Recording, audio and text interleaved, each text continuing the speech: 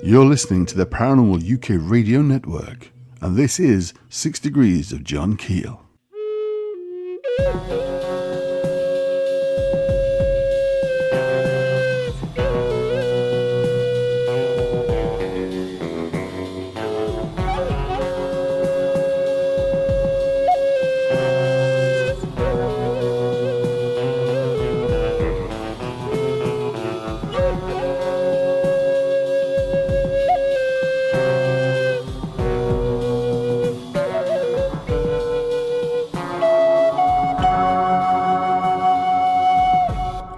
Hello and welcome to the 6 Degrees of John Keel podcast. I'm one of your hosts, Barbara Fisher.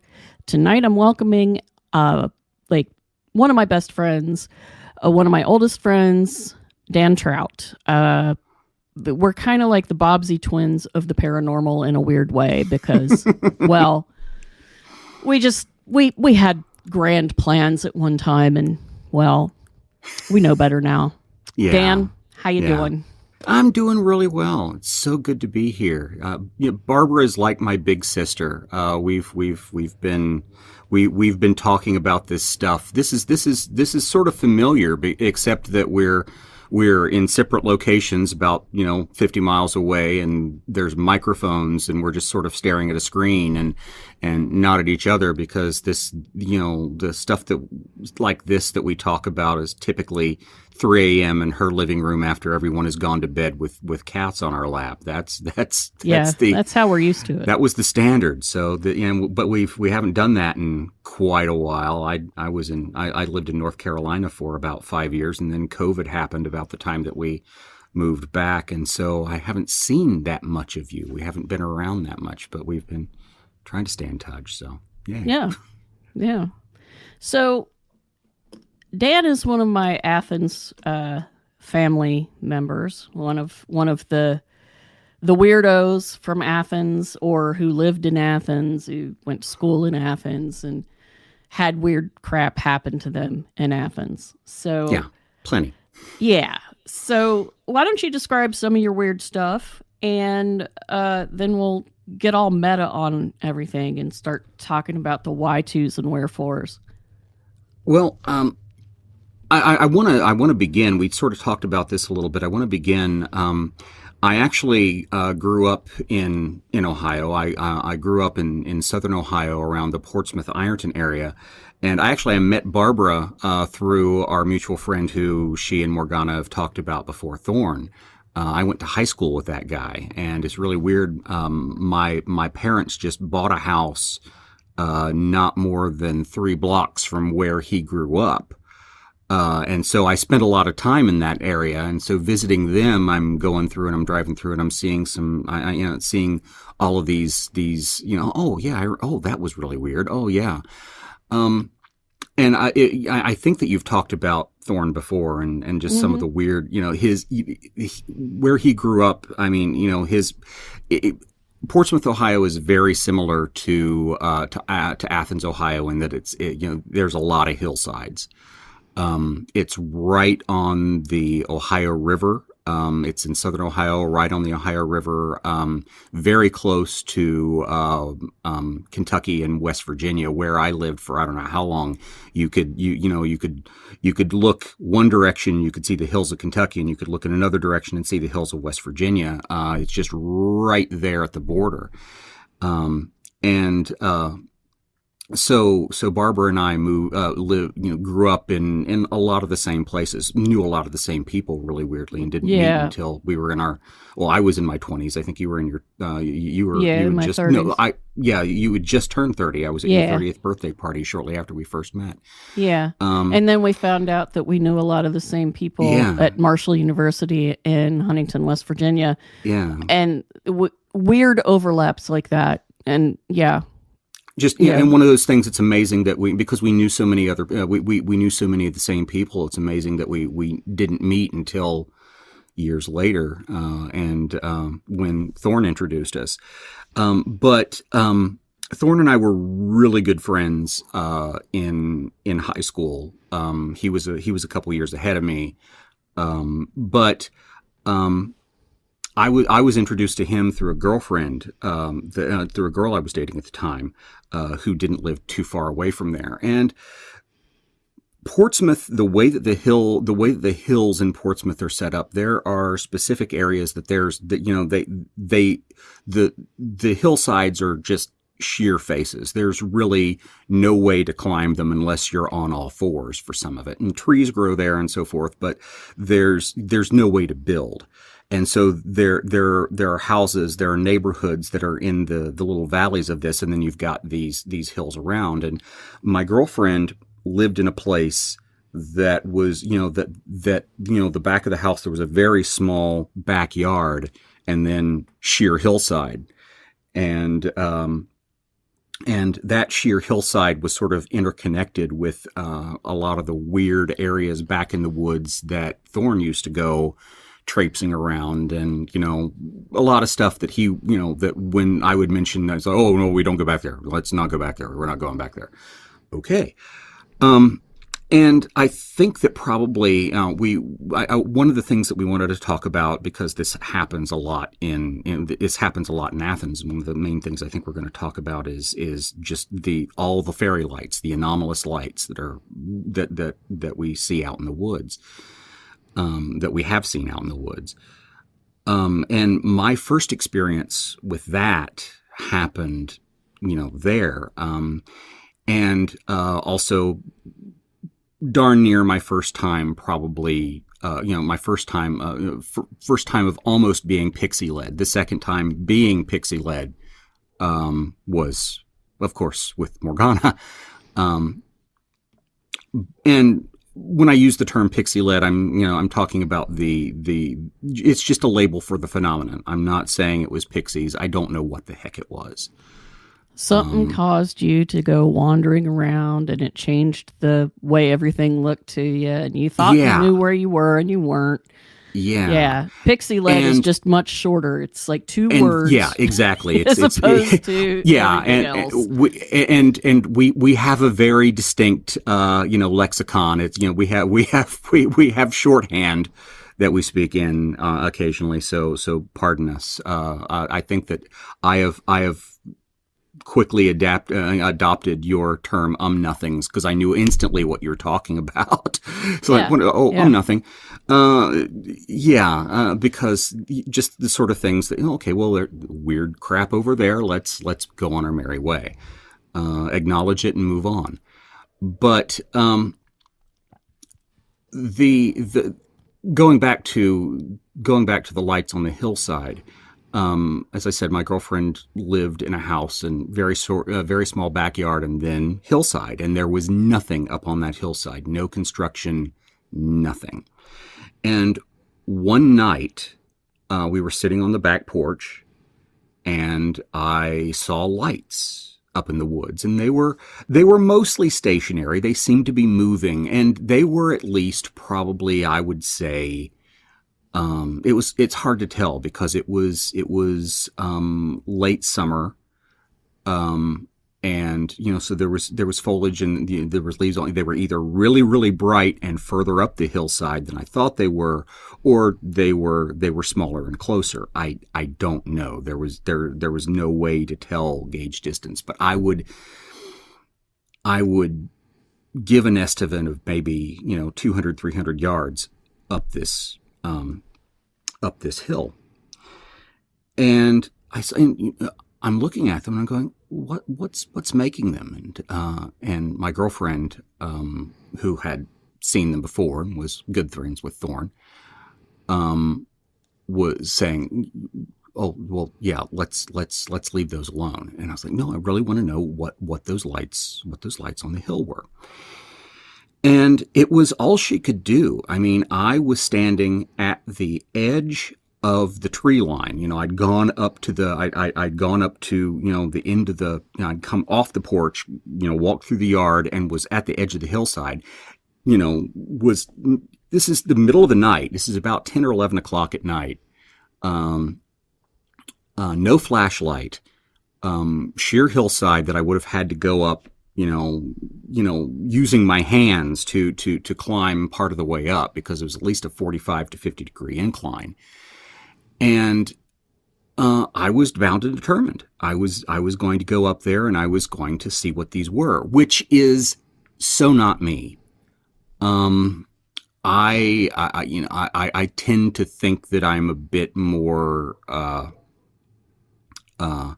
cautious than that. I'm a bit more careful than that. But there was something about them, and it could have been kids up there playing with flashlights. I'm fairly sure that it wasn't, because it'd be hard to get up there. But Did you hear anything? nonetheless, no, there was no sound.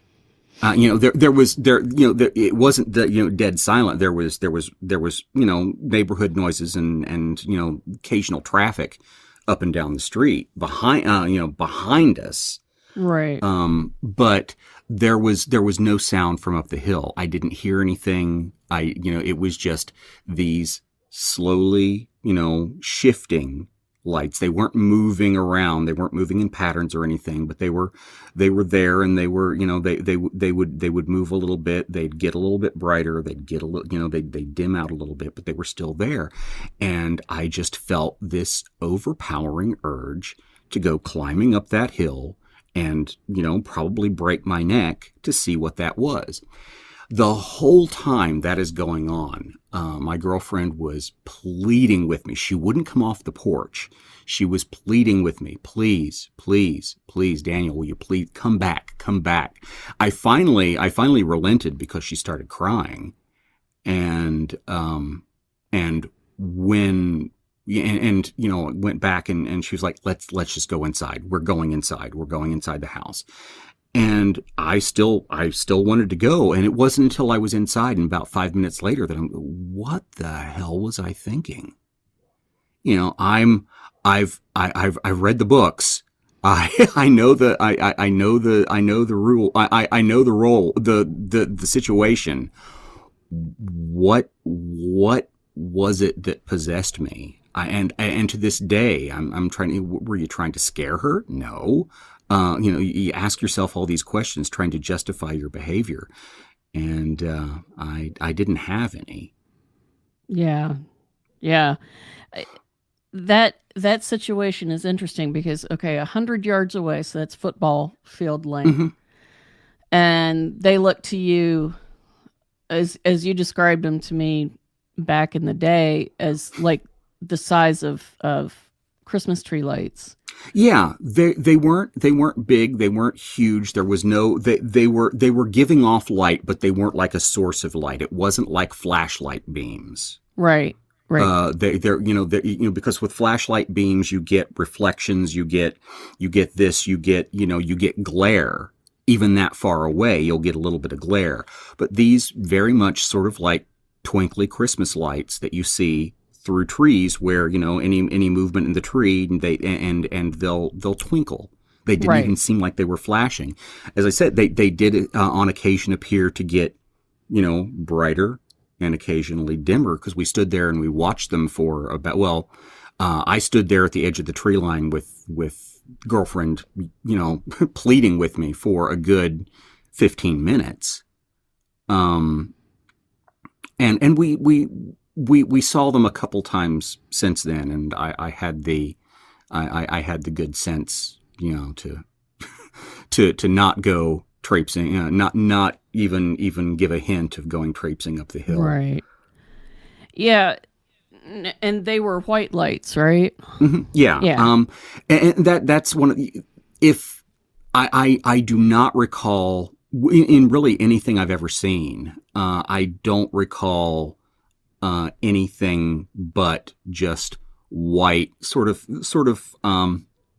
white to sort of that yellowish white of that white light gets when it's diffused a bit. Right. But it wasn't like a colored light. It was very much just white light. Right. Yeah, I've always seen them as colors. And most of the people in Athens see them in different colors. Sometimes it's just like one or two colors. But other times it's like, freaking psychedelic disco fairy lights out there doing their thing. And So you said it didn't have beams, which is also kind of like what I've seen. No beams. The lights that I've seen in Athens, same thing. There were, I know that you and several other people that we both know. Oh well, they were red, they were green, they were blue, they were purple. Everything that I've ever seen, and there have been a good number of them. It's always just been white light. Your ferries are cheaper than ours. Yeah, I guess so. We got the more expensive one. And maybe white lights were on sale in Portsmouth. I don't know. Or Athens is just psychedelic, man. Yeah. We get all the colors. Yeah, and then we cheap people out in Albany, where I was living, which wasn't it's right a little town outside of Athens. Yeah. We get all the cheap stuff. We get the secondhand stuff, so it's all white lights. Yeah. Yeah. So those lights, after you got over your, hey, let's go see what that is. Let's go into the woods without a flashlight up a 45-degree hill and, with trees and undergrowth trying to kill us. That's a good idea. So once you got over I knew at the time it wasn't a good idea. I was like, he's like, thinking you're going to break your neck. I'm like, yeah, I know, but I'm going up there. I'm going to do what it. It is. I'm going to do it. I'm going to go up there and I'm going to bring whatever it is back down here. And no, yeah, exactly. And I look at it going, what were you thinking? And I mean, it wasn't even one of those, stupid teenager, what were you thinking things. I don't, because I knew at the time that it was, that it was not a good idea. Probably not. Number one, I would never reach up as far as they went, because I'd fall and twist my ankle or break my neck or something on the way up on some route or whatever. But then what are you going to do when you get up there? And how would you get back? And cognitively, I knew that at the time. I remember standing at the bottom of the hill going, this is not a good idea. Well, it doesn't matter. I'm going to go frickin' do it. Yeah. So, and I look back and I wonder, hindsight, 20 some years later going, who was driving? Because I don't feel like it was me. Yeah. Yeah. That, I understand that though. Where I've generally seen them, the lights, the first place that I saw them here in Athens was basically down a hill. So we were up on a hill and we were looking down into thick woods. Thick woods grow all through Athens. Yeah. Like you have the river valley. There's not very many woods there. So you have the Hocking River, the river valley, lots and lots of buildings down there, lots of stuff. But then the town grew and people started building stuff in the hills. And the section where I saw the lights the first time was one of the newer built neighborhoods, and it was you can tell by the architecture it was built in the 60s and 70s. Mm-hmm. And by the way they built the roads, it was like, imagine if a small town had a suburb, which is just incomprehensibly strange, but that's basically what it was like. And it was up in the hills, and this particular house was up at the crest of a hill, and so their backyard, you could look out. It was a little tiny patch of mostly not flat ground, and then there was a fence, and then it was woods, and they didn't cut any of those woods. So here in Athens, in downtown or uptown, we have deer walking in the streets in the early morning. We have raccoons, we have foxes, we have coyotes, we have all these things. So it's pretty cool, but it's kind of weird because a lot of that woodland is inaccessible to people. So it's cool that the wildlife has it, but you're looking at these lights down a hill from you, and there's no way you can get there. Yeah. There's just no realistic way. And, going out there even in the daytime and looking, you see it. How could that have been anything human? It just can't. Plus, the lights don't act There's no right. way to get down there. Yeah. There's no way for me to get down there. There's certainly no way for someone to get down there and generate that kind of those lights. I know where you're talking about. And, besides which, the lights don't act right. They don't have beams. They aren't produced by a laser. I mean, but they do look like Christmas tree lights, the old little tiny ones. And now we've got LEDs, and that's a different kind of look altogether. But they look like soft, colored little fairy lights that we called fairy lights for our Christmas tree. Those little ones, except they move, and that's not normal. And they don't cast much light on anything. Yeah.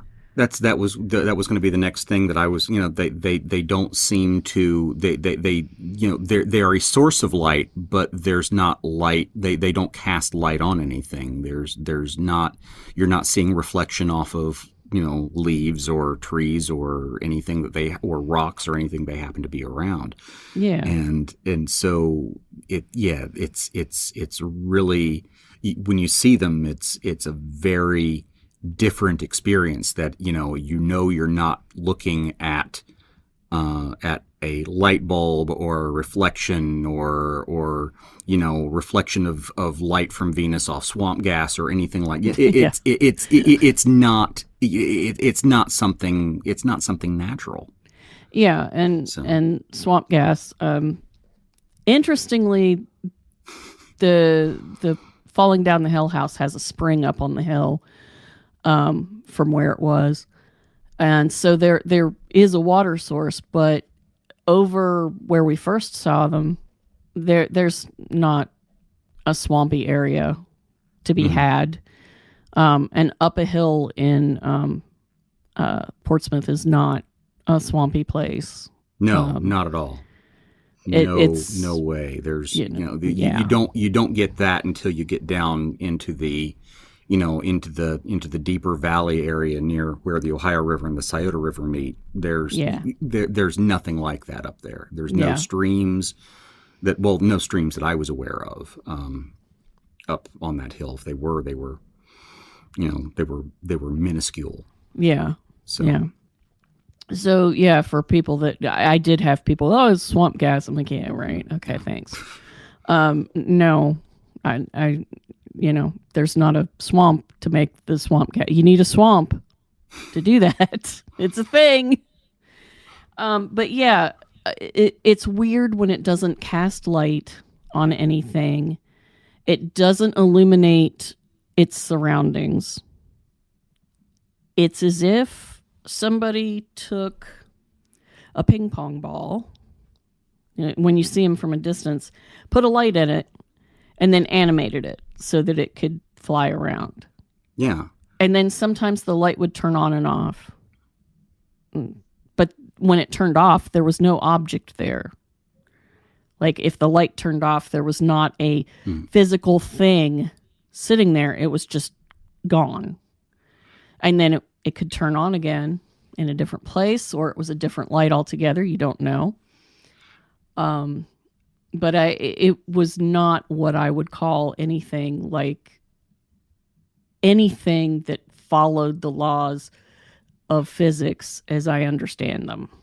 It's really like a really, really bad rudimentary special effect is the best way that I can come up with it because the goal of I do video production for a living, and the goal of special effects is to make them look like they're part of the environment, So if you're going to place an object into an environment, it has to reflect, it has to interact with it. No shadows, not casting light.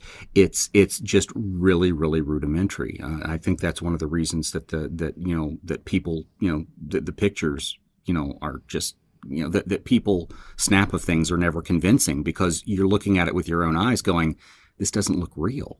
I mean, it's light, it's there, I can see it, it's passing behind something, it's doing this, it's doing whatever, but there's something about it that doesn't quite, it's like it's superimposed over our reality. Yeah.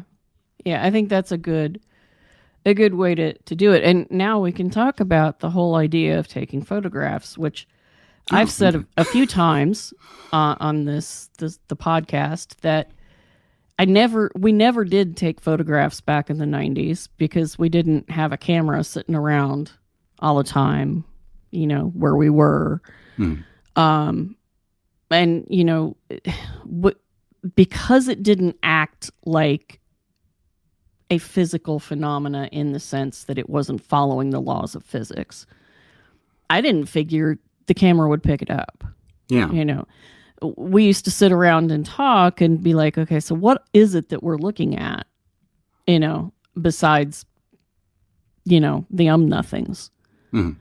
What does that mean? What are they? And we pretty much decided that it didn't make any sense. I've had people say, well, why didn't you just stake them out, and wait and take photographs? I'm like, we honestly didn't believe that they would show up on a photograph. And they do. And I know that now. But even then, if they did, would they resemble what we saw? What we were looking at? Yeah, because the experience just seems to be so. I think we all bring something different to these experiences, and how we and how we. Well, now we can get really into dig into deep and say, how much of how they manifest is what we bring to the table and so forth. But we can get to that later. That gets deep. Yeah, it does, and it's now people do videos of these things that they see, and there's nothing. Okay, the videos look like what I've seen. So I believe that they are taking videos of the same basic phenomena that I have experienced. But again, that doesn't prove it to anybody. So many skeptics just, it's crap. It's a Chinese lantern, it's the planet Venus, or if it's not really moving. If you take it to someone and say, well, we shot this and look at this, they, oh, well, no, you've doctored this because look, there's no shadow there. It's not, there's no reflection. Well, there was no shadow or reflection there when I took the picture. I didn't see a shadow or reflection with my own two eyes. Yeah. So I wouldn't expect to see it there. Yeah. So it's so strange. And I think that, sort of going along with some Keelian ideas on this, as okay, we've all got cameras now, we can all on us 24/7. Well, then that doesn't mean that the nothing is always just out of reach. And it will continue to be this elusive thing that we keep. That we keep reaching for, and no matter what we do with our technology, I think that it's, that's me being a fatalist, and I have no data to back that up, but well, I mean, other than anecdotal, but I mean, there's things going on. A few physicists are studying it. They're doing spectrography and all sorts of different analysis of the lights at Hesteland, primarily in Norway. But they have weird experiences too. Like they don't talk about it awful much, but they do have strange experiences. They'll see things like glowing humanoids, like a light will change into a glowing humanoid and run off. I'm sure that must feel really good when you're a physicist and it does that. Yeah. I mean, I know I'd be thrilled about that. Just hang up your lab coat and start drinking. There you go. Yep. Where'd you put that whiskey bottle? Yep. Everything that I understood and everything that I thought that I knew. And it's all screwed up now. Yeah, so I know that that there are people doing that scientific research and it needs to be done, but it's so funny when people say things like, well, you doctored that. You know, you used special effects to make that. And it's so easy for me, I guess, to look at something and go, no, that's not a special effect, because I have experienced that particular thing. And it makes it hard for people who, I mean, I'm of the opinion that more people are seeing these things over time than have in the past. It wasn't until like a few years ago that I really got it through my head that there were a lot of people seeing these things. And it's often in the woods. And, you know, what the heck is it? Nobody knows. And there's other manifestations that happen around it. Well, what is that? So I first off, I kind of want to know why it's happening more and more often. Did 2012 do something? You know, did the world really end and we got smacked into another universe that's a little bit weird? You know, what happened? It's just too weird. You know, our tea and cake or death party, did something happen while we were eating Victoria Sponge and drinking too much tea? And we just didn't notice it. You know. So you've had other manifestations other than lights. Other than the lights, yes. Yeah. So jump in. Jump in. All right. Okay. I used to live while I was teaching college. I was teaching media at Ohio University, and my now ex-wife and I were living in a farmhouse out in Albany, Ohio. And I sort of mentioned Albany a little bit earlier because I saw a number of lights out in Albany as well. And where that house sat is not far. How far would you say it was? 2 or 3 miles away as a crow flies? I'd say 2 or 3 miles from where the falling down the hill house was. Where the falling down the hill house was.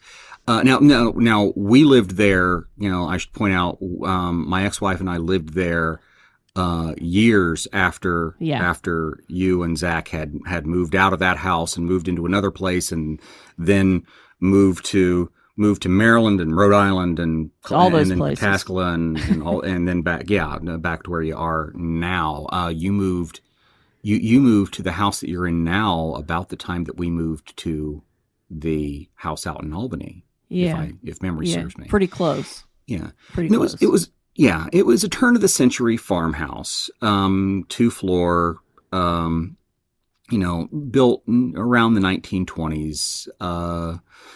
Had 2 barns on the property.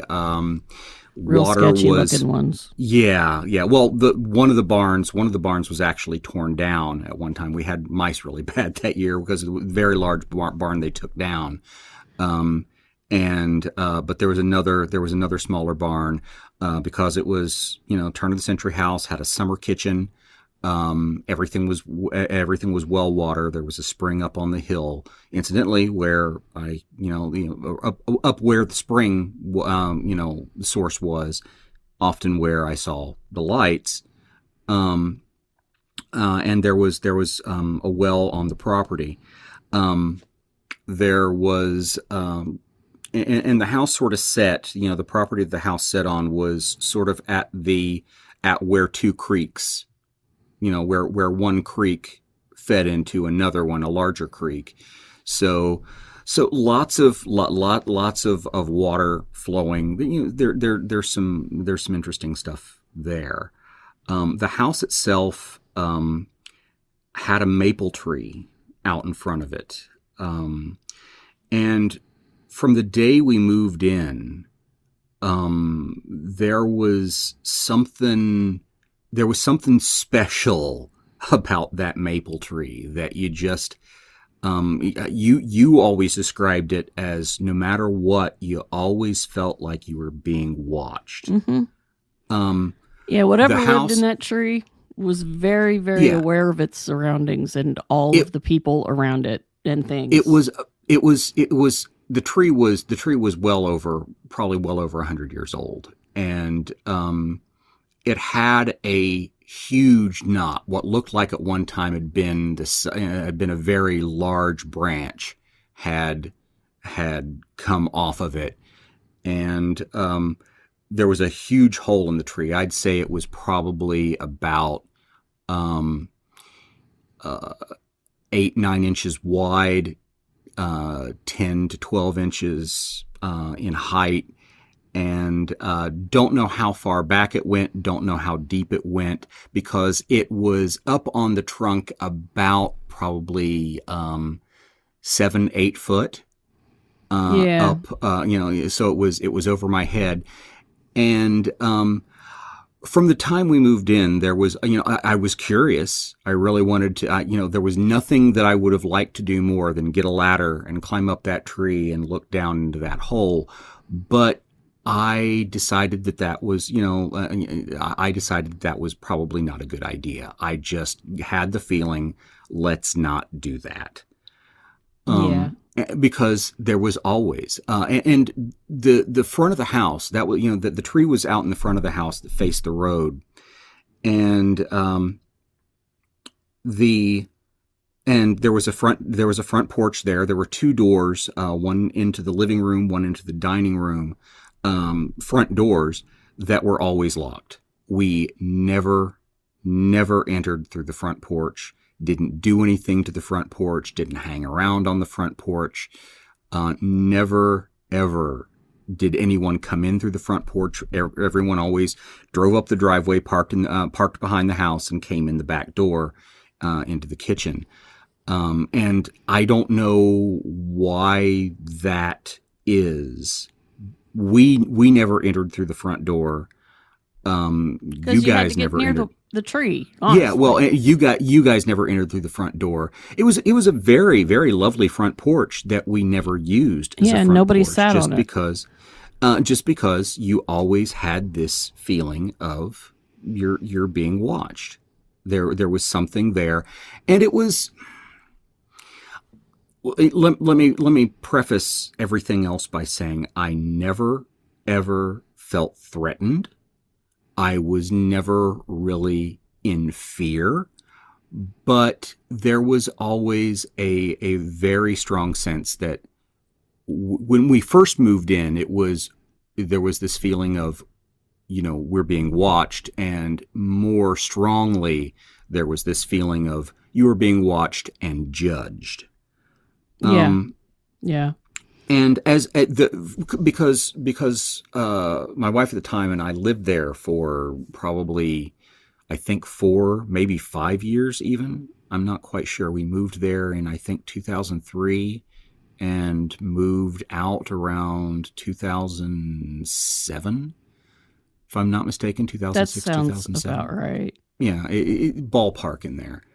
And whatever energy, whatever spirit, whatever beings, tended to embody or live around or inhabit that tree, I think we reached a good détente. There was very much because I always felt the need to be very respectful. For those of you listening at home, I crack bullwhips. I've been fascinated with the bullwhip since Raiders of the Lost Ark, Indiana Jones. For my 30th birthday, I went and got a bullwhip and took bullwhip lessons.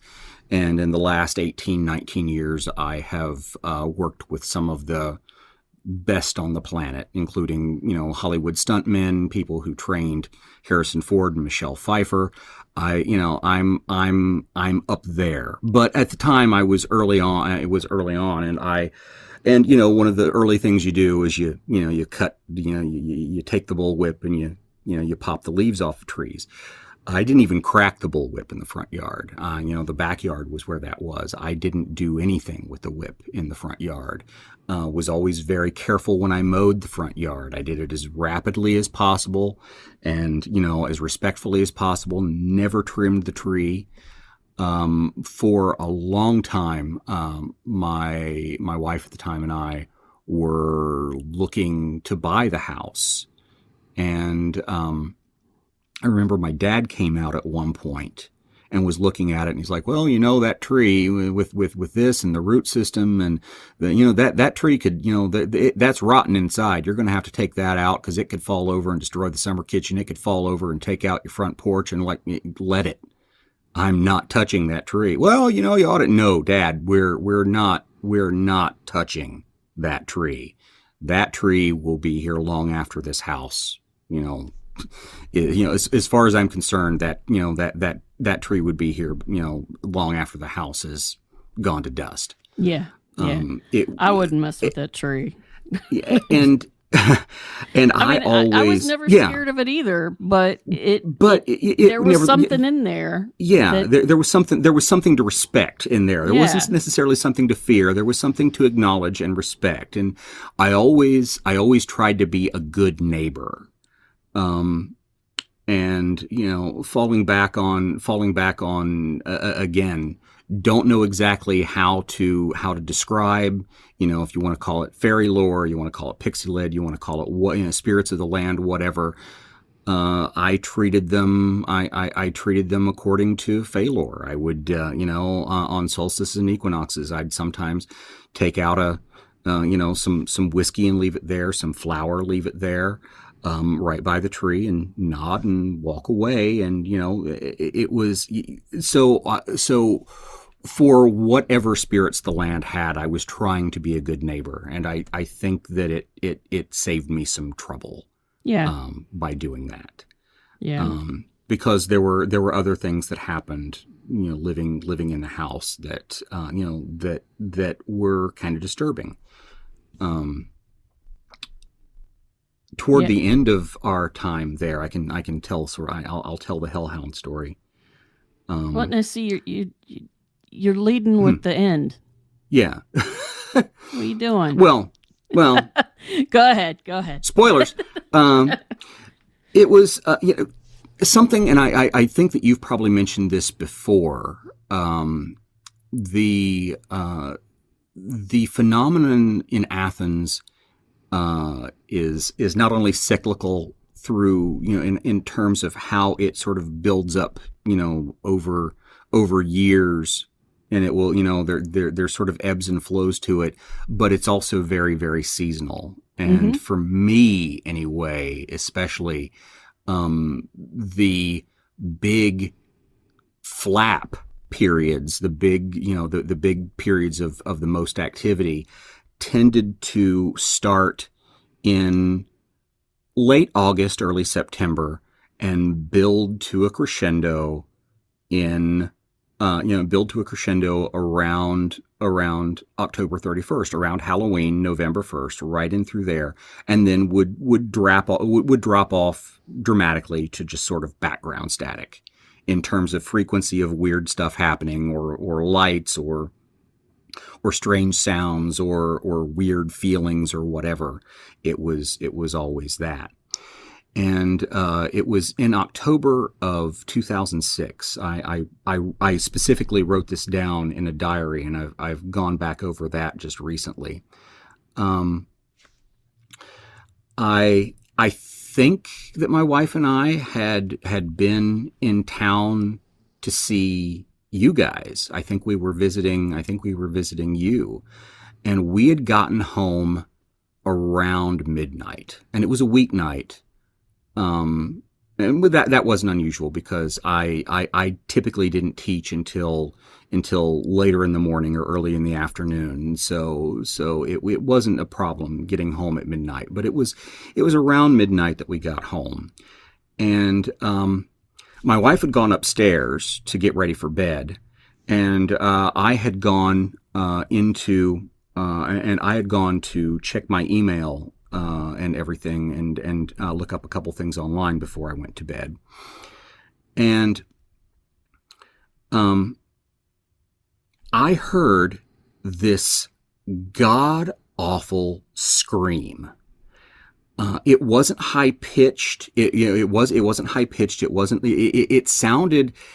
It kind of sounded like a dog, but it didn't. It sounded like a person trying to sound like a dog, but it was a very long, loud yell, but not like a howl, and not like a yip. It had a distinct sort of that type of vocalization. It wasn't a howl. It wasn't, there was something definitely glottal. There was a growl to it. And it wasn't really, really deep. I can't really remember I couldn't reproduce it any more than that, because I just remembered that, the hair stood up on the back of my head, and I panicked at first because I thought, the first thought in my head was, that's my wife. She's upstairs. Something happened. She's hurt herself. But then she shouted down to me, "What happened? Was that you?" By the time I heard that, I was already loading. I had a single action cowboy action shooter 45, and it wasn't incredibly accurate. I couldn't hit anything with it. But I was doing bullwhip stuff at the time. I was also doing Western art stuff. So I had, that was the firearm that I had, and I'm loading that. And I had already gotten. You could have thrown it at it. Yeah. I mean, if you didn't hit it, I it's didn't one know. shot. Yeah. I didn't know. I didn't know what was going on. It sounded, whatever it was, it sounded human. It didn't sound like a dog. It sounded more human than dog. And so I was loading the gun. I was out on the back porch by the time that my wife came downstairs. Around the side of the house, and the way that the house was set, there was, the front of the house sort of faced the road, and and on the other side of the road was a ditch where the larger creek was.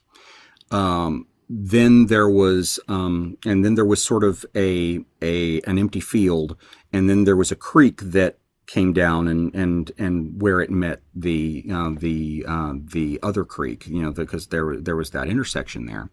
And on the creek side of the house, I hear something running on all fours. And around from that side of the house, I see what looked like a very, very big dog. It was, I turned the light off. I turned the light on the porch, and it's just one light bulb hanging out on the back porch, and it doesn't cast that much of a cone of light. And the thing sort of ran out, looked at me for a bit, and I had the firearm in my hand, and it stood to the point that it was really near. We was in the turn of the century house. We had a propane tank that was how everything was heated. And I'm standing there, and the dog, what I took to be a dog, was just on the other side of that propane tank. And I remembered, I lifted the firearm. I didn't really plan on shooting it. I was just scared. Gun wasn't even cocked. But I remember I was going, you're pointing a loaded gun at this thing that's right by the propane tank. Maybe don't do that. And about that time, the dog ran back out further into the yard, further into our backyard, just right outside of, where the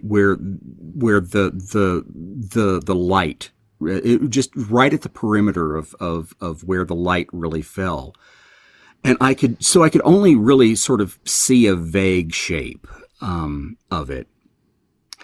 It was sort of, it reminded me, we've sort of, it looked kind of like a mastiff. I mean, it was a large dog, kind of gangly, kind of awkward in terms of its size, but thin, and it had very thin, wiry hair. At least, the little bit that I could see where light was reflecting off of the coat of the dog, when it was moving and the light would actually hit it, it had kind of wiry hair like a Labrador or a Doberman, that very thin, sleek, close coat. It looked like it was, it was larger than it was larger than a husky. It was larger than Lyriel, I think, and your dog Lyriel, who was a pretty big husky. And Nan was the huge one. Yeah. Well, Nan was kind of rotund. She was the land whale. Yeah. But this was a very slim dog. It didn't look well. It kind of had, it as I said, it kind of reminded me, in terms of shape, like a mastiff or an Irish wolfhound, but it wasn't that massive. Right. And it didn't have that sort of shaggy quality that wolfhounds do.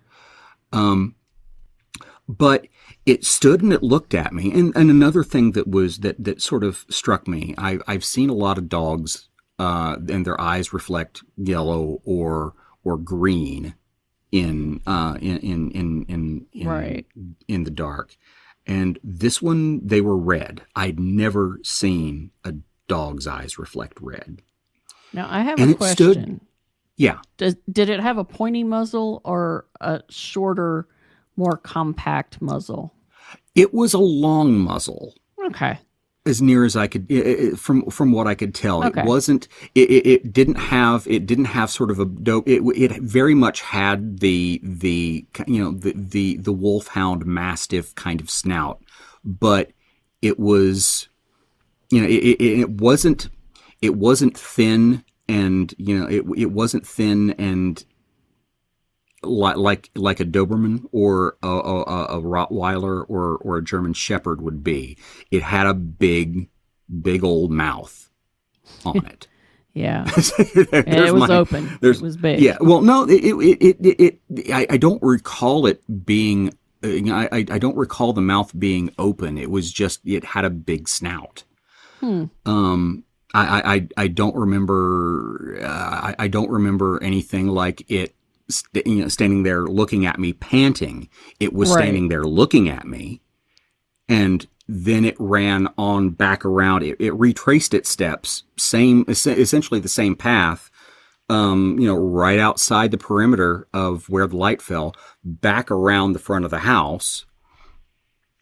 And at that point, my wife was inside, and she was looking through windows trying to see it. To see if it had, if it ran back out front.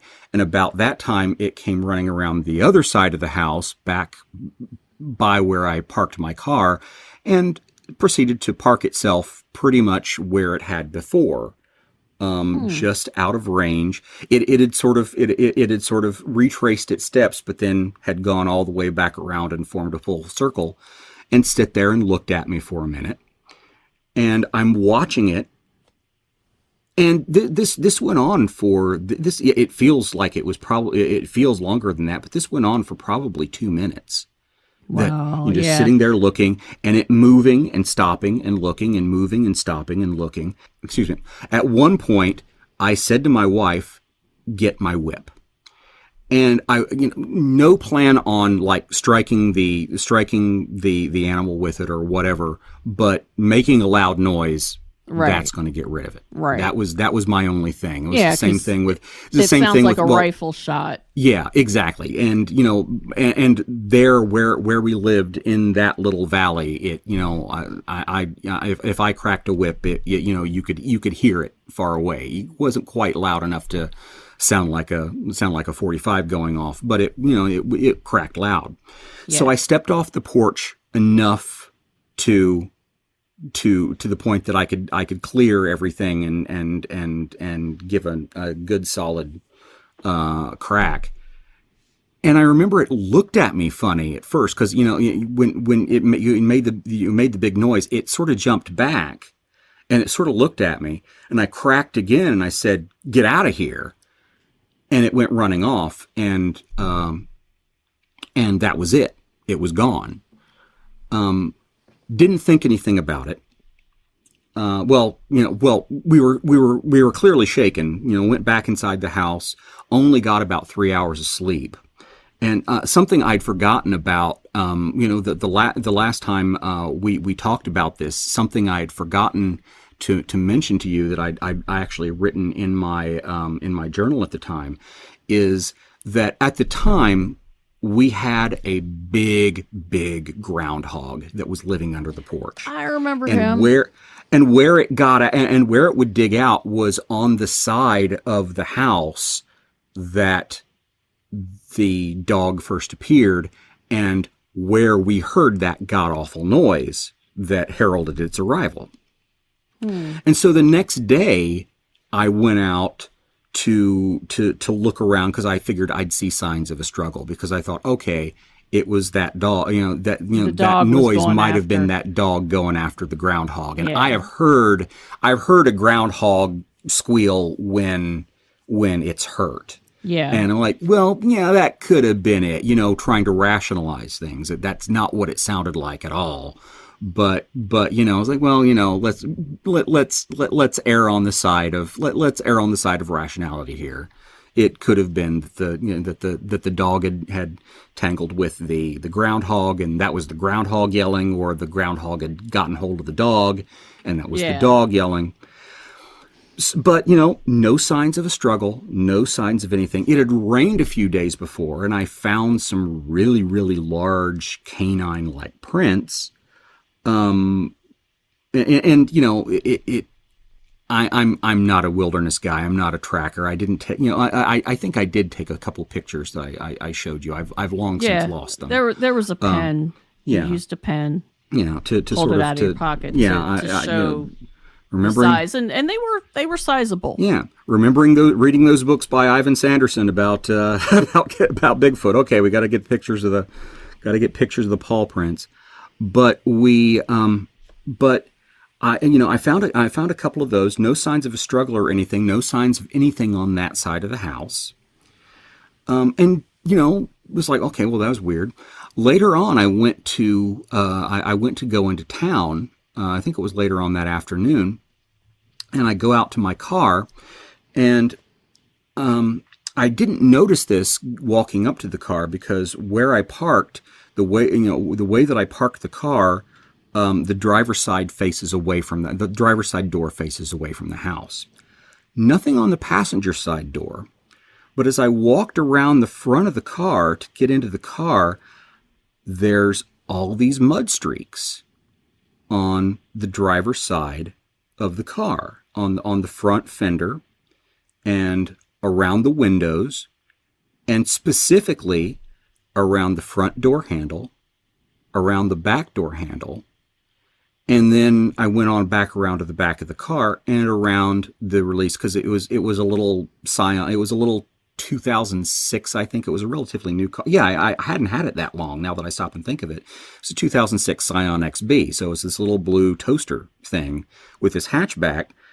And there were these muddy, and they vaguely resembled paw prints that were on that were smeared, but by the door handles and the release to the back, and that really shook me. The car, I buy, we lived in town, for years and years, and I always had this habit that I always locked my car. But I don't know necessarily that it would have been able to get in without thumbs if it didn't have thumbs, or if it couldn't manifest thumbs. But yeah, that really creeped me out, because I'd almost gotten to a point. It's like, okay, all right, it was a dog.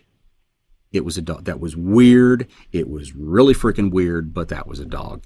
But then, well, no, that's really strange. Yeah, when you first were telling me about it, I was concerned about it having rabies. Mm-hmm. But it didn't really act aggressive enough. No, not at all. It was had curious, rabies, and it didn't have the slobber. It wasn't running in circles. I mean, little circles. That's one of the signs. Mm-hmm. It just seemed weird, and you had never seen or heard of a dog around there like that before that. We had neighbors with dogs, but none of them like that. Yeah, that's a different thing. Yeah. Yeah. And that sound just sounds hinky.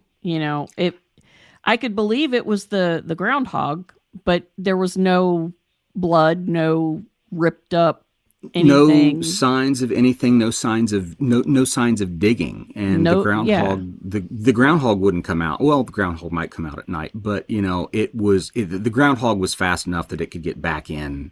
Yeah. The whatever was after it would have to go digging, and there was no signs of any digging.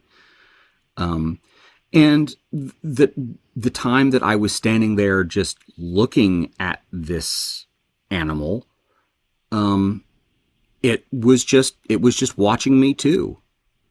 It seemed, it didn't want to come any closer. It wasn't necessarily staying that much further away. It very much seemed like it wanted to be seen, but it was watching to see what I would do. Yeah. And then I pulled out the whip and then it was like, what's that? And then it was like, okay, we're out of here. But I don't know if the muddy paw prints on the car happened before or after, after I saw it or not. It had to have happened after, because you hadn't been at your house that long. I hadn't even thought of that. That's really good point. It happened after you went back in the house. Really, really good point. I always assumed it had, but I'd never thought of it. I'd never thought of it like that. So the car hadn't been there that long. There was no time for it to have done that. Yeah, because you wouldn't have seen it coming around your house. It would have been around near your car. That's weird, and I've always thought it was weird. Yeah. Now the red eyes, the blue-eyed dogs can have red reflect off of their eyes. Mm. Having had that with the two huskies, and flashing a light and forgetting that they're in that general vicinity, it could be a little bit but on the other hand, he did act really weird, and he was trying to steal your car, and that's a little bit weird. Go enjoy riding. The other thing I've always wondered is if you had knelt down and gotten a rock, if it would have run off. Because that's the country dog.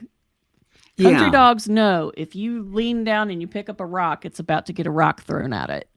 Well, that's why in most situations in dealing because we have dogs come around, we had neighbors' dogs come, nothing ever like this, but we had neighbors' dogs come around before, which is why I was like, get me my whip, because that's what I always did. They're country dogs in Southern Ohio.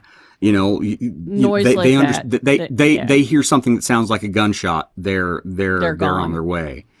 Yeah. Just bang, get, and they tend to move.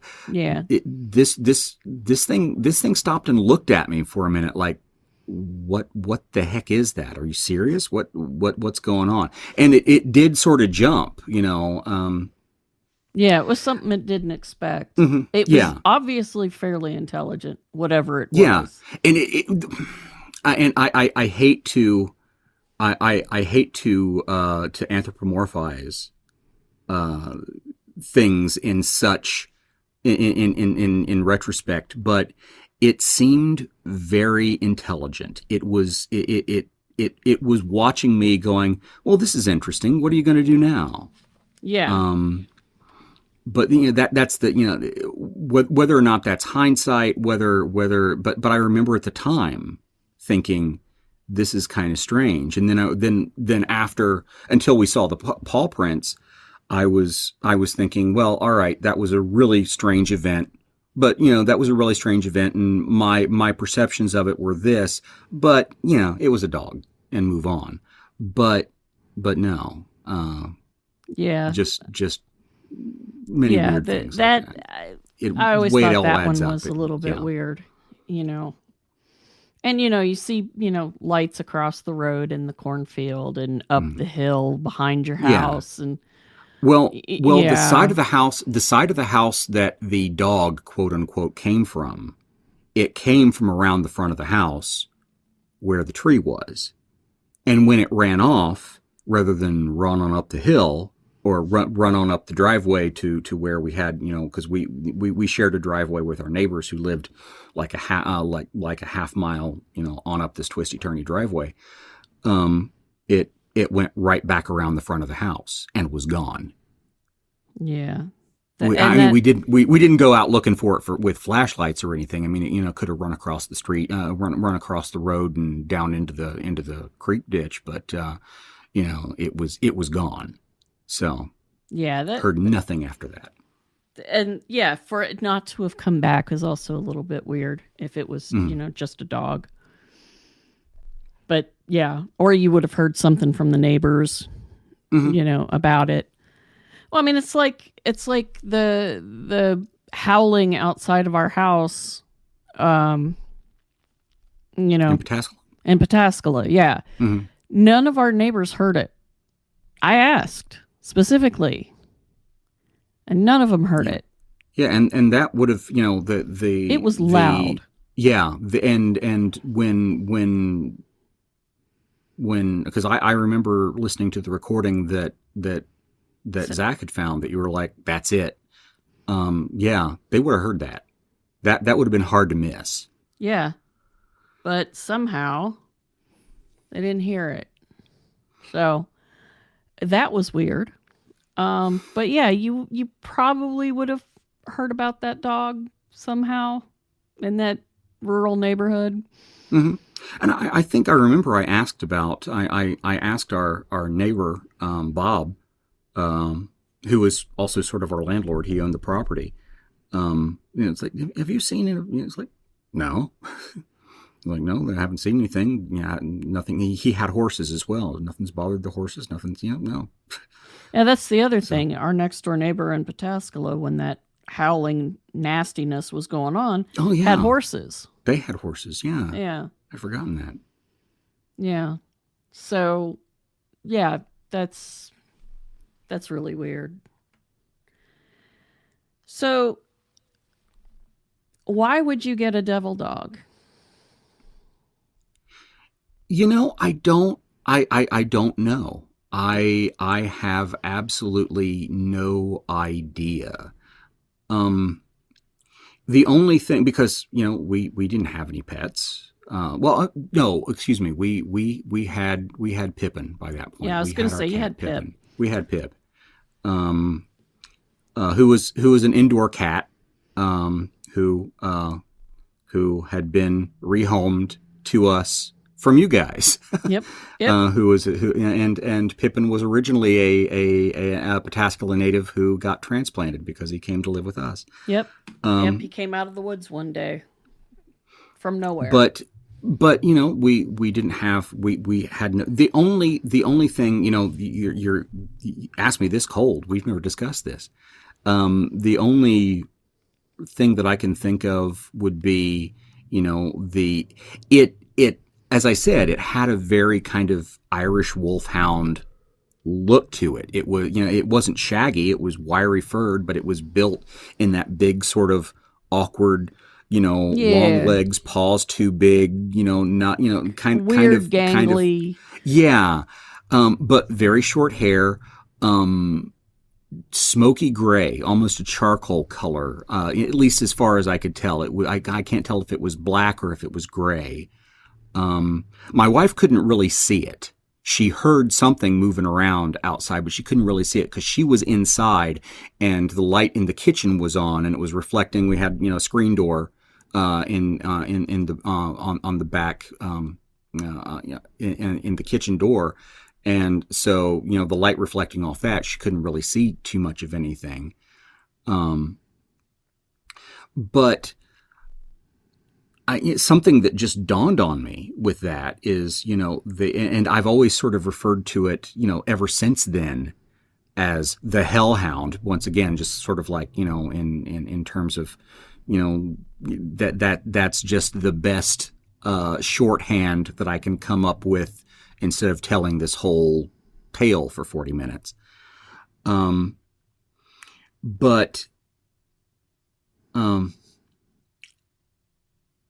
The way that I always tried to interact with the nothings, what was not quite malevolent, but very, very judgmental presence around the tree when we first walked in, was treat them like European, specifically,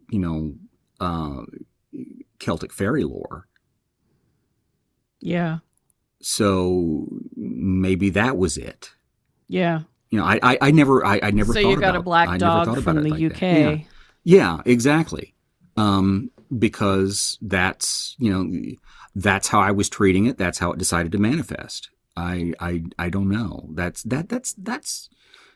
I never thought of that before. That's it could have been the tenant of the tree. You don't know. Yeah. Just fucking about, larking around. Mm-hmm. Or the groundhog got too close to the tree. I don't know. Yeah, it's strange. It sent its guard dog out and said no. If memory serves me, that particular year, we had a couple years there in that house that especially as I said during it would raise to a crescendo, where it felt like there was always something there around October. And I seem to remember that 2006 when that happened was pretty busy in terms of strange activity. Lots of little lights, lots of weird things going, lots of weird things moving around outside, and that's something, nothing, oddly enough, nothing weird ever happened inside the house. No. The house was a very, very distinctly safe space. Mm-hmm. And that was my territory. Once I stepped foot outside, then there's a possibility for stuff, but all bets are off. But for the most part, nothing unusual really ever happened once you were across the threshold. Yeah. Now there were times, especially out in the front side of the house, where I saw, I would very often see the lights, always the little white lights, up on the hillside in the trees. But during one really, really heavy season of activity, looking out the front of the house, there was, as I said, you've got the front yard, there's the tree there's the summer kitchen, there's the road, and then on the other side of that is the creek ditch. Well, on past that typically it was a cornfield, and most of the time they left that cornfield fallow, and so it was just this wide flat expanse of land, and then there was a tree line off further beyond that. And the only time I've seen anything, I've seen the lights sort of free floating, that where they weren't just somewhere in the trees, was I think that year. Just white lights, just floating around, 2-3 foot above the ground. There I could actually sort of make out a size and a distance, because, I wasn't, it wasn't just like lights shining through the trees. Yeah. Or, lights shining in, little twinkling lights, dancing around, dancing, these were little glowing orbs, oftentimes 2 to 3 foot off the ground, sometimes as high, there's sort of a little range between 2 and 3 foot off the ground to 5 to 6 foot off the ground. About the size of tennis balls to ping pong balls. Yeah. And it was, on across the road out in that field on the opposite side of that tree. Yeah. Yeah. That cornfield, when it had corn in it, I always thought of it as the children of the cornfield. Yeah. Yeah. It was a little bit spooky because, part of it is it was in a creek valley. So it was in a hollow in between hills. And there was oftentimes, especially in late summer, early fall, if it had been raining, or if there was a dramatic temperature change, or if the humidity had been high, there, that particular field was always pretty foggy. Yeah. And so that kind of you had gave ground it an fog over there all the time. That kind of gave it an air of creepiness. Yeah. Often too, and I think that I'm trying not to let that color the other incidents where there was no fog and there were lights. Yeah. Yeah. But yeah, the cornfield, and it was narrow because it was a hollow in between creeks.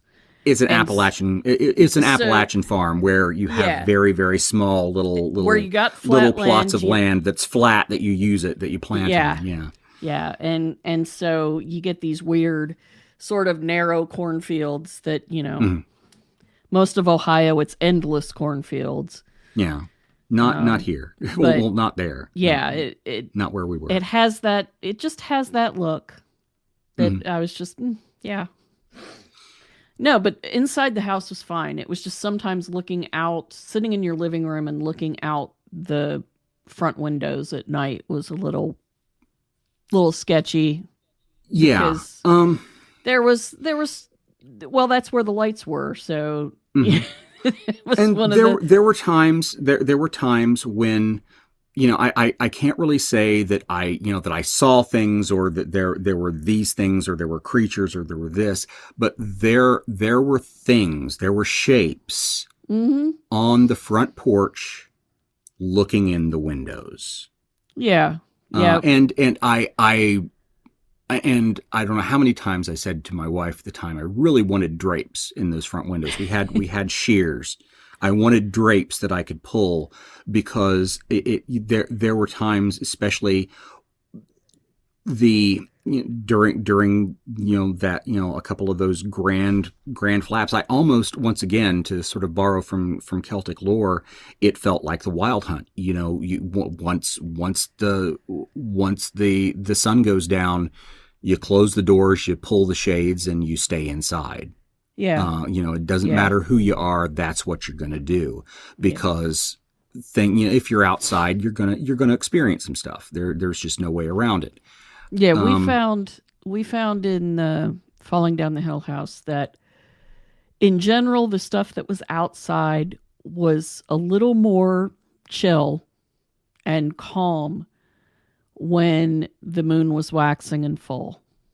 Mm-hmm. When it was waning and dark is when it would be a little bit more tricksy, a little bit more dark and dreary, and that's when there was one time that I woke up and went to the bathroom, and then I heard a sound from outside, and it sounded like a baby crying. So I went outside to, it's just instinct. So at this time, Morganna was about 4, and she didn't live with Zach and I. She lived in Charleston with her father, and it was really a low blow for whatever it was that was making that noise to be making that noise.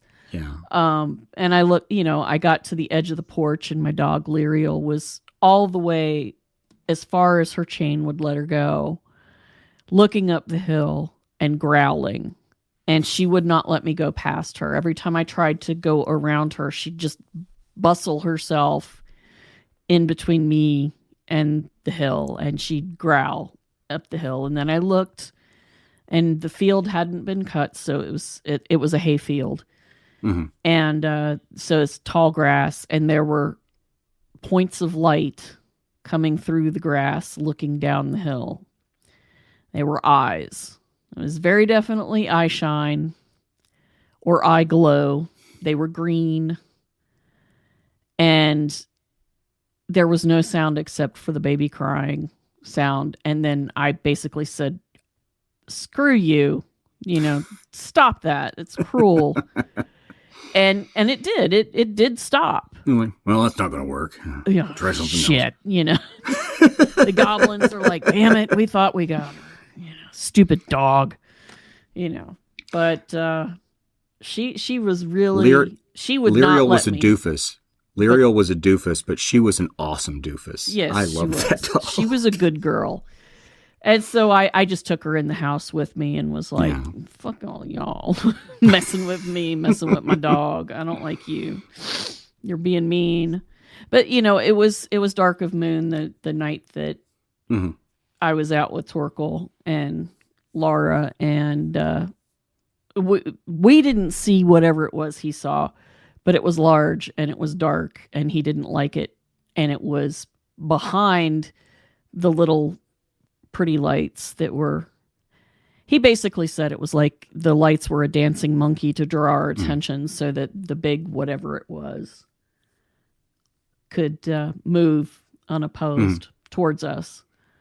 But yeah, that was the time he grabbed each of us by the arm and was like, okay, it's time to go. Too bad we can't stay. And essentially dragged us down the hill.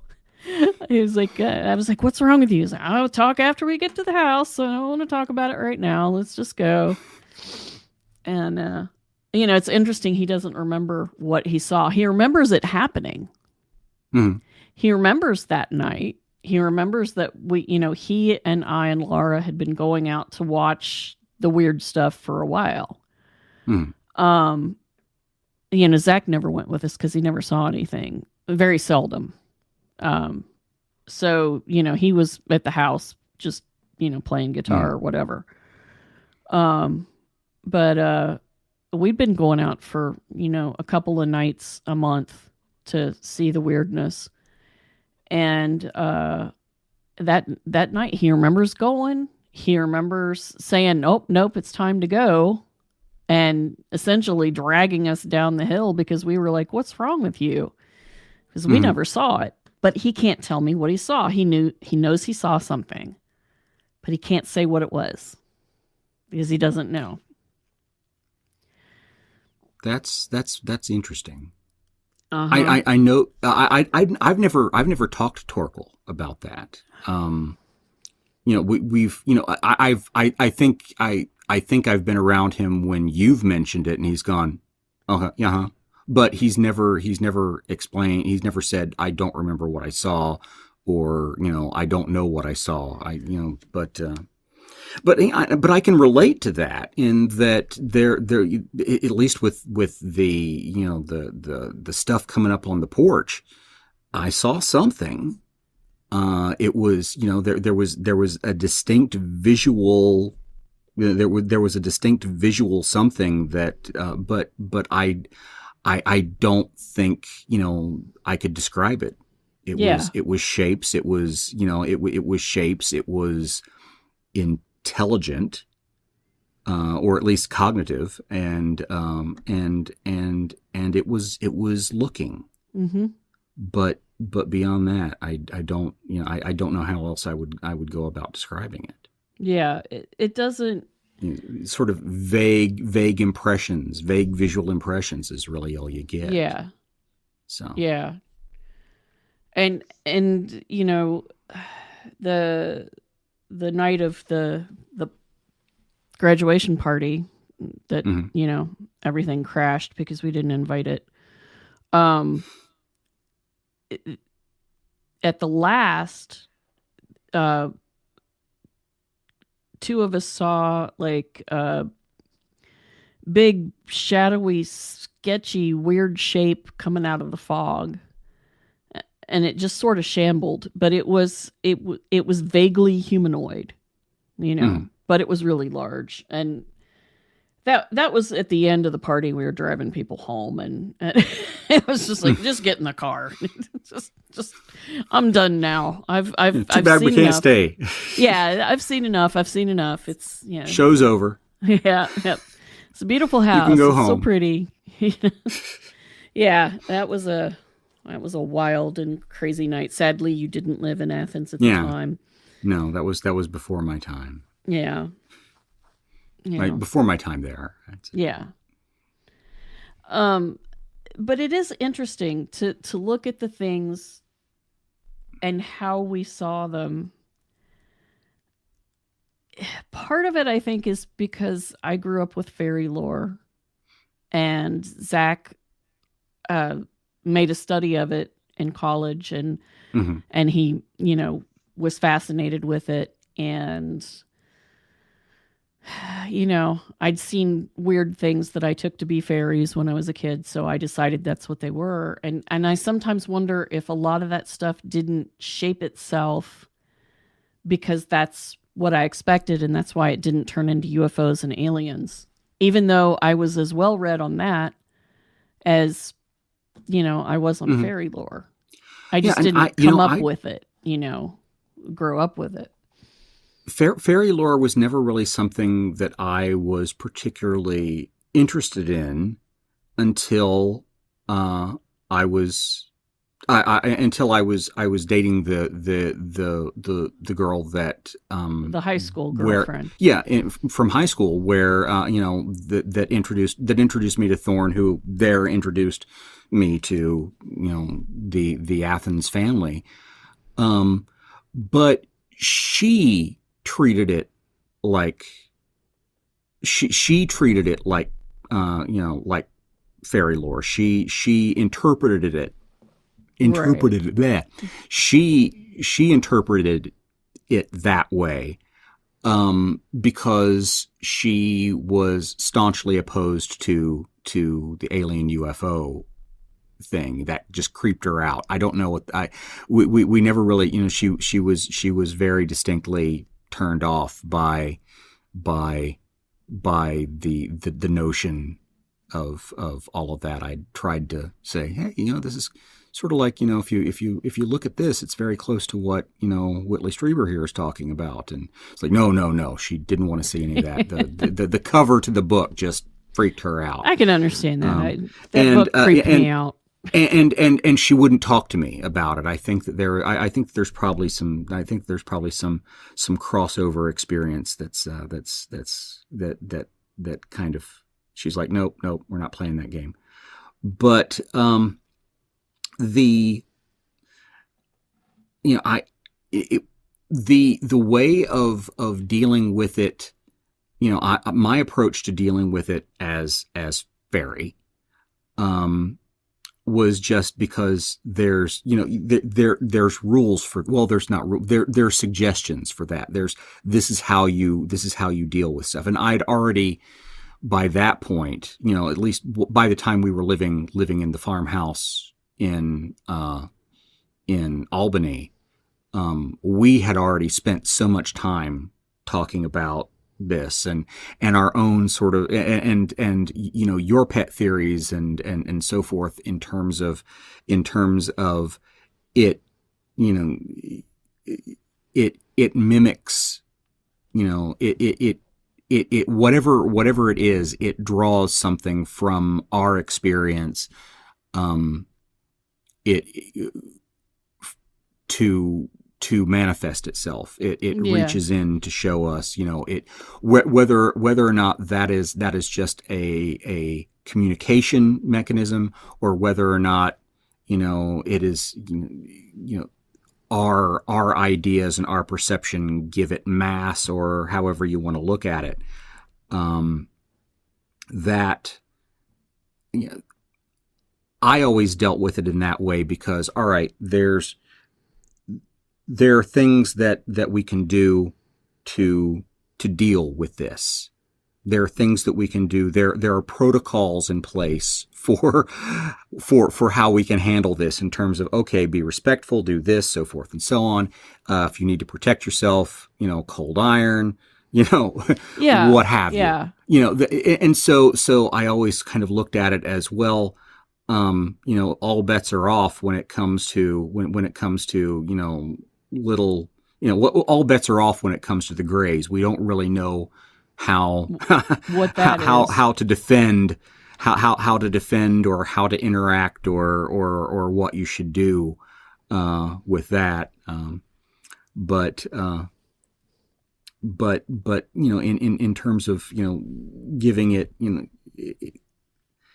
treating it in such a way, and hey, if it works, it, you know, obviously you know, there's something to it. And treating the stuff when we lived in the Falling Down the Hill house as if they were the good folk worked. Mm-hmm. So yeah, there we are. And we had already had those conversations long before we moved into the house in Albany. Yeah, I do wonder if it had started in that shape in Athens, you know, 100 years ago or whatever, when the Coons family was here.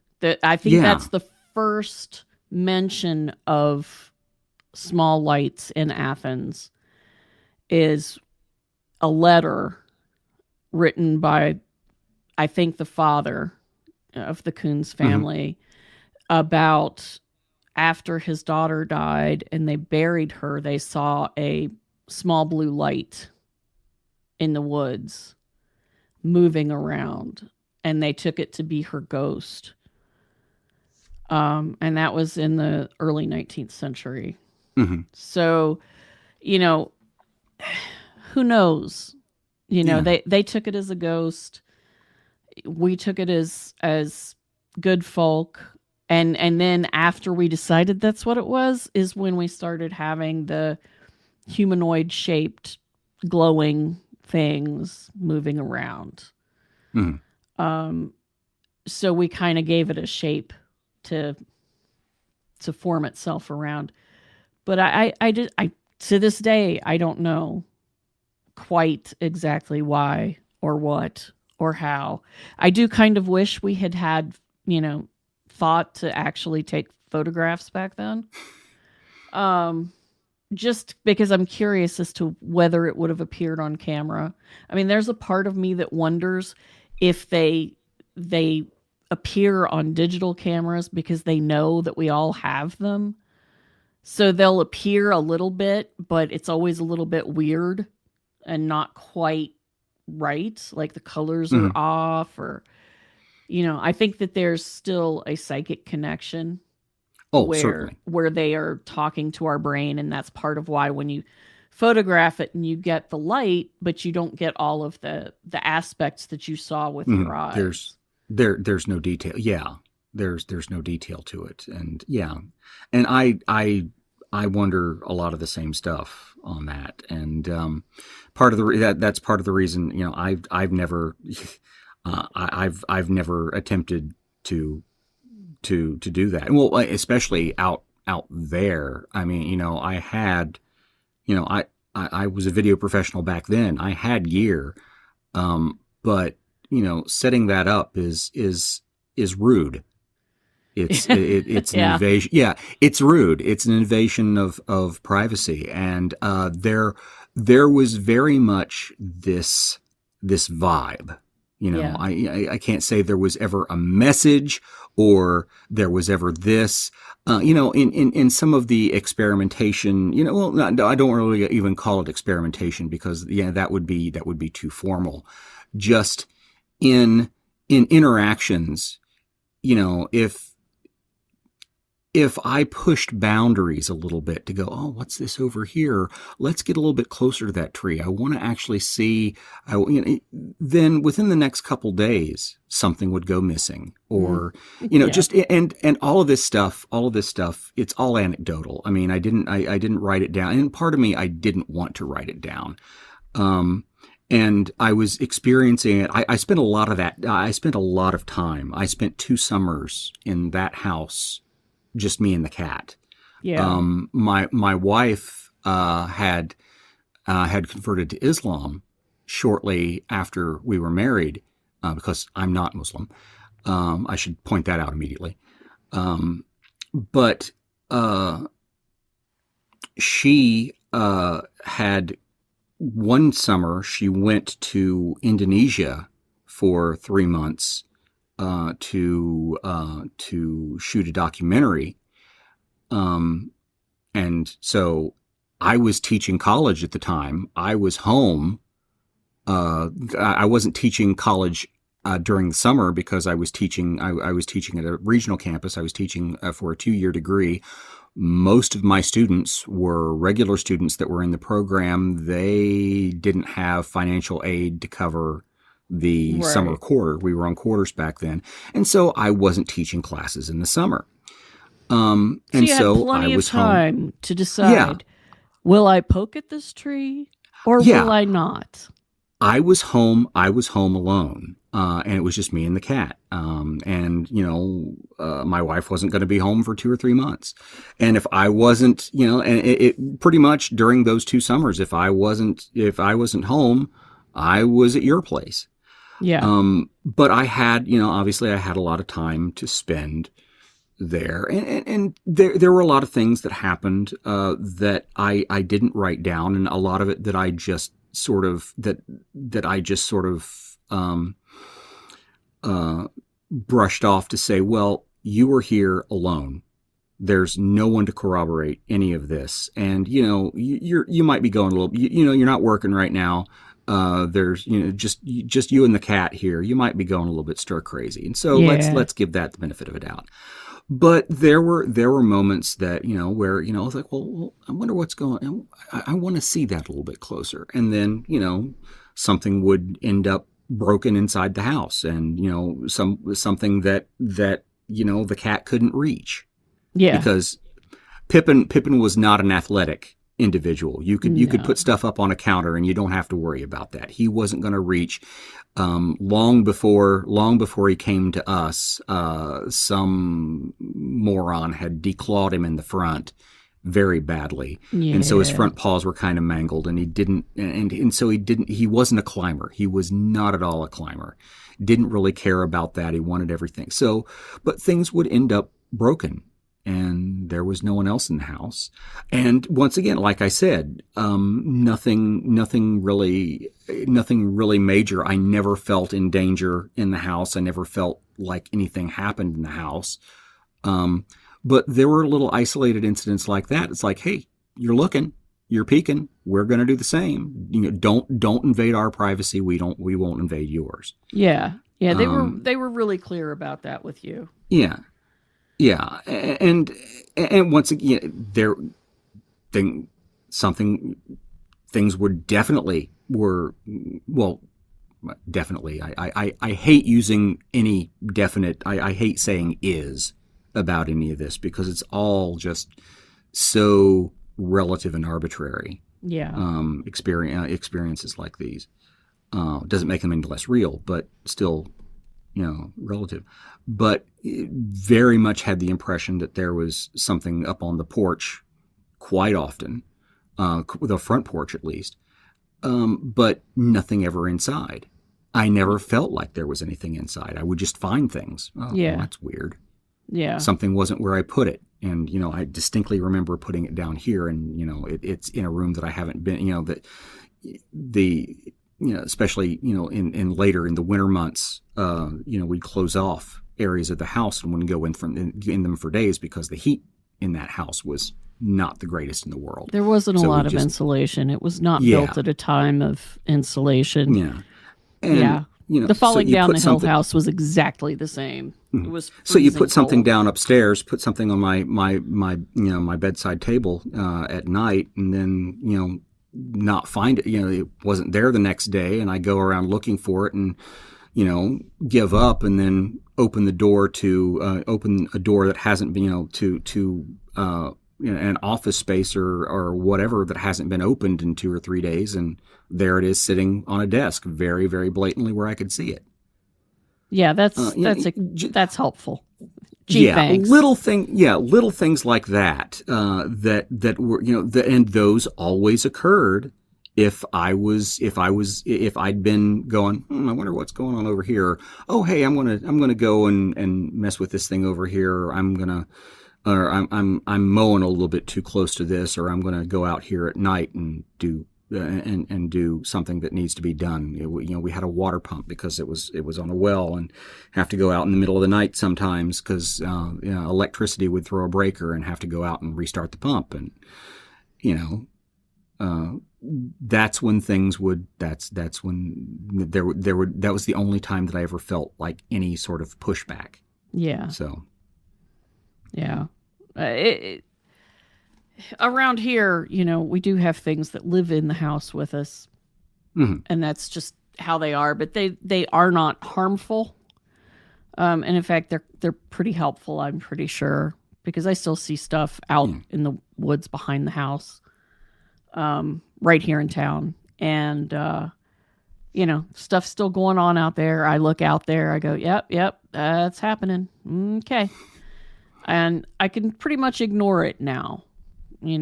I think that the reason I don't get much pushback is because I'm not out there with it. If I was out there with it, I might get some, hey, come out and see us. And, don't you want to know what we are? Don't you want us to come closer? Don't you want to come closer to us? Yeah. None of that. I've escaped that. Yeah. That's sort of, the only time I had that happen was the snarling, growling, howling thing. Yeah, that was because damn. You called me right after that happened. I remember. Yeah. Hey Mulder, guess what? This sucks. Yeah. Yeah, we used to call each other Mulder and Scully. We're not nerds or anything. No, not at all. Get a phone call from her one afternoon. It's like, hey Mulder, guess where I am? And she's, she and Zach are driving through the Hudson Valley. Yeah. I'm at Burnt Pond Road. What happened here? Yeah, that whole trip, everywhere we went, I knew what cryptid or UFO thing happened. So, I could just narrate the whole trip, along the Taconic Parkway, This happened here and that happened there. And Zach was just like, you scare me. It wasn't you amaze me. It was you scare me that all that stuff. Yeah. But I get that. I get that from Jennifer. Yeah. Well, I get that from my wife. That's how I do fear if I ever get dementia that all of this stuff will just turn into a weird stew in my head. And, I'll just blurt out strange, useless facts about UFOs at some point, or fairies, or Bigfoot, or whatever. It'll just come spewing out of my mouth. The Dover Demon. Dover Demon's one of my favorites. Yeah, we'll just just be in a nursing home and shout bizarre, cryptid, and paranormal trivia back and forth to one another. Yeah, Morganna will take care of us. She'll know. She'll know what to do. Oh, it's just they're just talking about the X-Files, y'all. Don't worry about it. No, they said it was real. Yeah, well, Yeah, well, look where you're living with them, okay? You think a lot of stuff's real too. Ethel, just go to sleep. Well, I think. Let me look. Oh, I think we've been talking a good while. Yeah. Is there something else you want to talk about? I mean, you can always come back. Yeah. We can have you back when Morganna's around, too. Yeah, I'd really like that. There's. I know, I'm boring. Yeah. Well, no, I you know. See, we do act like brother and sister. I pick on him, he picks on me. Barbara's my big sister, and Morganna's my niece, and that's how it's always been, I think. Yeah, pretty much. You've always been Uncle Dan. Fox is your nephew, and yep, it's just how it is. Right there when they were born. So yep. Well, not literally. He wasn't. He wasn't in the delivery room. That was no. But I was one of the first people. I was one of the first people that was there. So yeah. So it was. But I'm trying to think if there was anything else that we had set out to talk about. Yeah, we talked a little bit about, why things choose the shapes that they choose. And sometimes I do think that they do lift stuff out of our heads, but sometimes I think that they've already chosen a shape. Mm-hmm. And they just happen upon whoever, the person who sees them.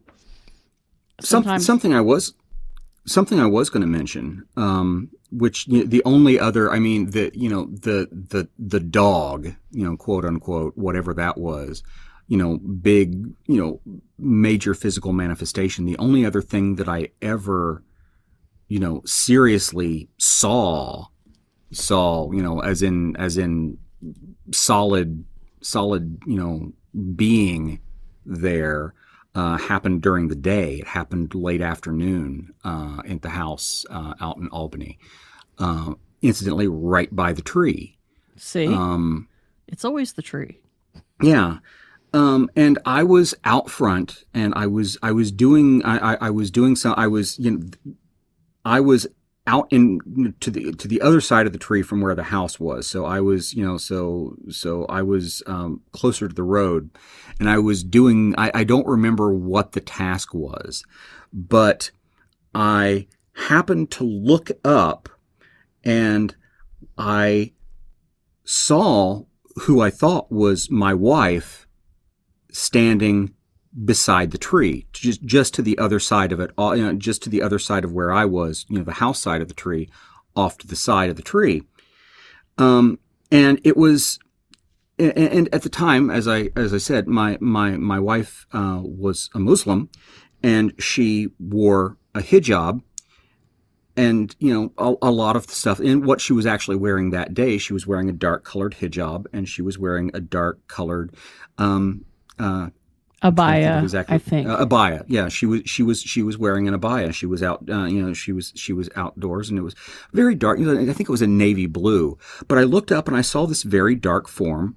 Feminine form. I just out of the corner of my eye, I glanced up. I was working on something, and I was looking down. I glanced up and I saw her, and I looked back down and could still see her out of my peripheral vision, and was talking to her about, hey, I'm working on this. I'm doing so forth and so on, because she had been outside, and I was just talking to her because I thought she was still there, and I'm talking, and I look back up, and I see the figure step behind the tree.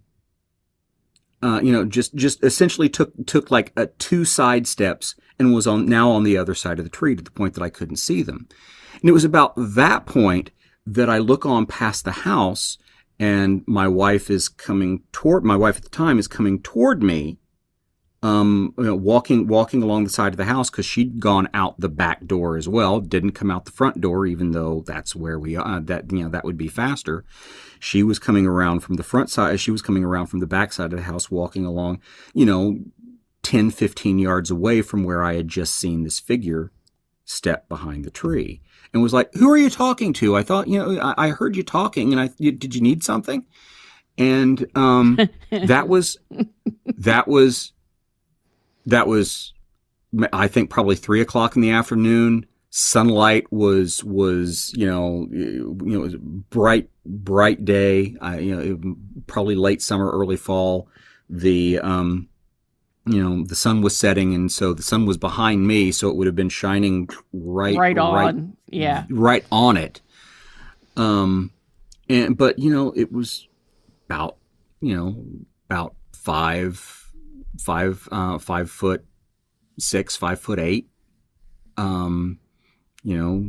slender, dark, sort of, had that sort, it was wearing a long flowy thing. Yeah. Long flowy thing with some kind of, a hood or headscarf or head covering of some kind.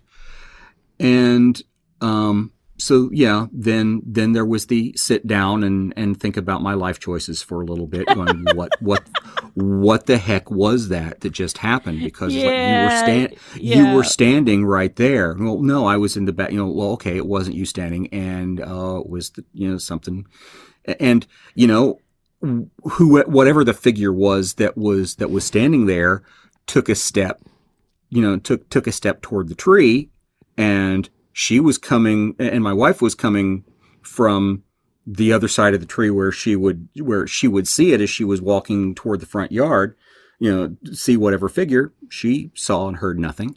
I heard nothing.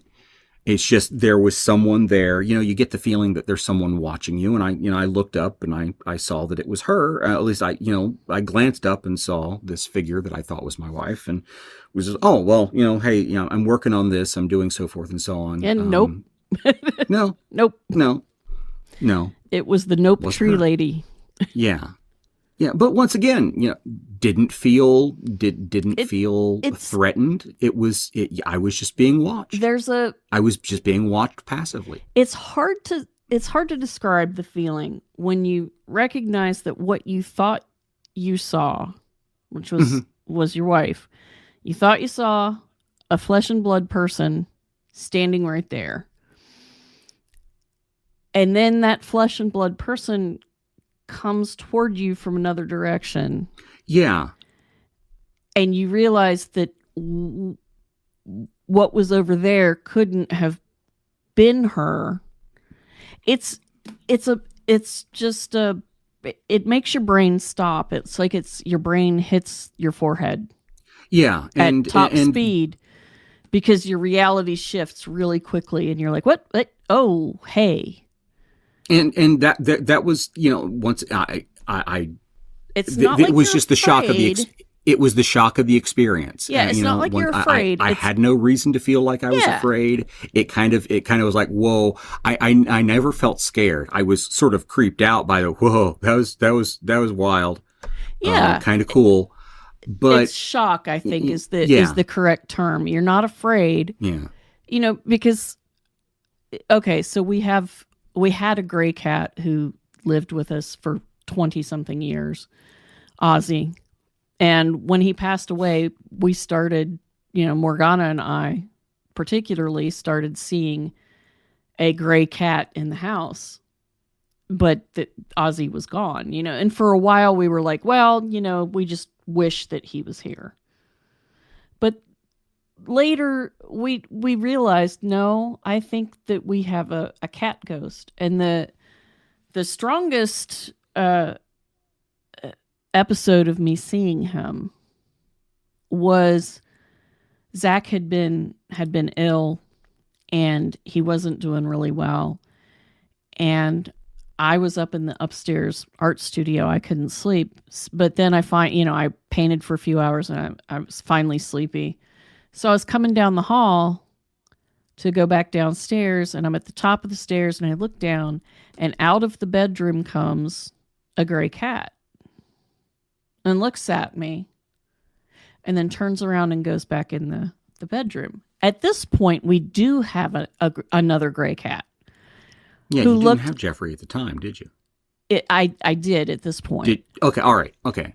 But when Ozzy died, no, we didn't. So for years we were seeing this gray cat and we figured it was Ozzy. So this cat, looks at me, goes back in. And I'm like, oh, that's Jeffrey. He's so sweet. And then something rubs on my leg and I look down and it's Jeffrey. And I was like, oh, Ozzy must be worried about him, because Ozzy was Zach's cat. Mm-hmm. And I was like, oh, it's Ozzy. But every now and then, Fox and I will be watching TV and we'll feel like something's watching us, and we'll look on the back of the couch and there'll be a cat shape there that you will see in a flash, and then it'll be gone. And, it's like, Ozzy always did like this movie, The king is dead. Long live the king. That's right. Because Ozzy was the king. He was the king of cats. He was a long-lived and amazing cat. Yeah. With a low criminal forehead and beady eyes. Okay. Well, okay. We have definitely been speaking for a very long time. We have. But you can always come back. Maybe we can do some panel discussion shows. That'd be fun. That'd be great. I'd love to be back with, I'd love to rap with both you and Morganna and so forth, because I'm interested. I'd love to I'd love to hear, because I know that she's told so I was pixie led with Uncle Dan story on the podcast, and I haven't heard that episode, and I'm interested to I'm sort of interested to hear her perspective without me there to corroborate or go, oh well, it was this, because just shared experiences like that. I'm always interested to hear, to get an individual thing on that without my input if I was there. So that's why I always ask people if they were with me and we saw something. What did you see? Yeah. Mm-hmm. So or what was that? Nothing. That's where that came from. So. Yeah, exactly. Oh, nothing. No, it's nothing. Keep going. Keep going. Everything's fine. We'll talk about it later. Keep driving. Did you see that? No, and neither did you. All right. Yeah. Nope. Didn't see it. All right. Well, thank you for coming on the show. I've been trying to get him on the show for a while, and he's dodged it until now. No, it's over now. He'll be back. I didn't know how much I would have to say that would be interesting. You have so many amazing people. It's like, okay, well, I saw this. This happened to me. I think it's this. But I don't know. I don't know, and that's the main thing. That's the main. I don't know. None of us know. I try not to pin too much on it, because that's when it decides to change masks and do something weird. Yeah. And different. Yeah. Just to keep you on your toes. Hi, I'm going to be a shadow lady now. Whee! Isn't that fun? Yeah. It's interesting though that she was a shadow lady and the dog was kind of a dark gray, kind of shadowy color. So just a thought. And again, everything with me monochrome, because the lights are always one color, not greens and reds and blues. But you dream in color, don't you? Yes, I do. I do. It's weird. So yeah, I don't know.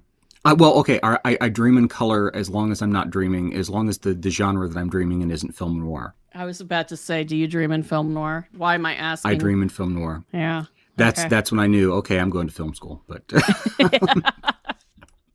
yeah, I don't dream in film noir, but I do understand the propensity. I have. It's weird. Yeah. Anyway, sorry. That's neither here nor there. All right.